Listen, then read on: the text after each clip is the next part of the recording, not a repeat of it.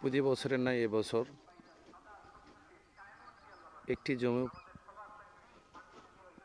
পড়ে নেই, সবাই আলু রোপণ করেছে। গাছগুলো বেশ কলকলে হয়ে উঠেছে, আর কয়েকদিনের মধ্যেই কৃষকের মুখে হাসি ফুটে উঠবে। হাজার হাজার বিঘা জমিতে মানুষ এবার আলু রোপণ করেছে। মাঝে মধ্যে দু একটি জমিতে সরিষাও দেখা যাচ্ছে। ভাই, নামটা কি হলো আপনার? আমার নাম মোহাম্মদ আলম আকন্দ। আলম, বাড়ি বাড়ি বেলঘুজা, বুড়িগঞ্জ ইউনিয়ন, তাই না? হ্যাঁ, বুড়িগঞ্জ ইউনিয়ন। এবার কত বিঘা আলু রোপণ করেছেন? আলু 3 বিঘা মাটি রোপণ করেছি। 3 বিঘা। কি কি আলু রোপণ করেছেন? এই পাকড়ি আলু আছে দেশি আমাদের 3 শতক, আর বাদ বাকি গুলা বেবাক কাটি লাল। কাঠিলাল। কি আশা করতেছেন এবার? মোটামুটি ভালো। আলুর কি রকম দেখতেছেন? গাছ গুছ মোটামুটি ভালোই দেখলাম, তো আশা করা যায়। এই যে প্রচন্ড রোদ হচ্ছে এখন, এই 2-3 দিন হলে দেখা যাচ্ছে, এই রোদে কি কোনো ক্ষয়ক্ষতি হওয়ার সম্ভাবনা বা? এরকম রোদ গরম হলে অবশ্যই ক্ষয়ক্ষতির সম্ভাবনা আছে, তো পচারি ধরার জন্য সতর্ক হতে হবে, তাই না? সতর্ক হতে হবে। এর জন্য ওষুধ পচারির মারা লাগবে, স্প্রে করে।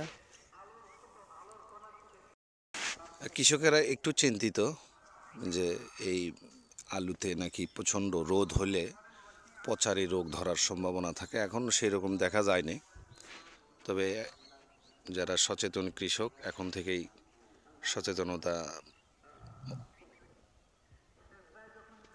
অবলম্বন করছে। আপনারা দেখতে পাচ্ছেন আলুর গাছ এখনও খুব সুন্দর,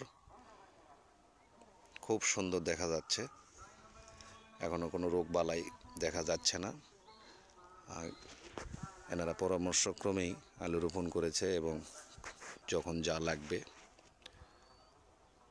সেটা প্রয়োগ করছে। তো আপনারা সতর্কের সঙ্গে আলু দেখশন করবেন। পচারে রোগ হওয়ার আগেই তার বিকল্প পদক্ষেপ নেবেন।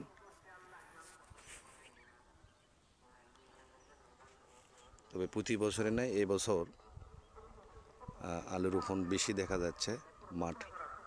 মাঠের জমি ফাঁকা নেই বলতে চলে, আর যেগুলো নিচু জমিতে আলু হয় না, সরিষাও হয় না, সেগুলো বাদে এবার আর কোনো জমি ফাঁকা নেই। মাঠ ভর্তি আলু আর আলু। ধন্যবাদ।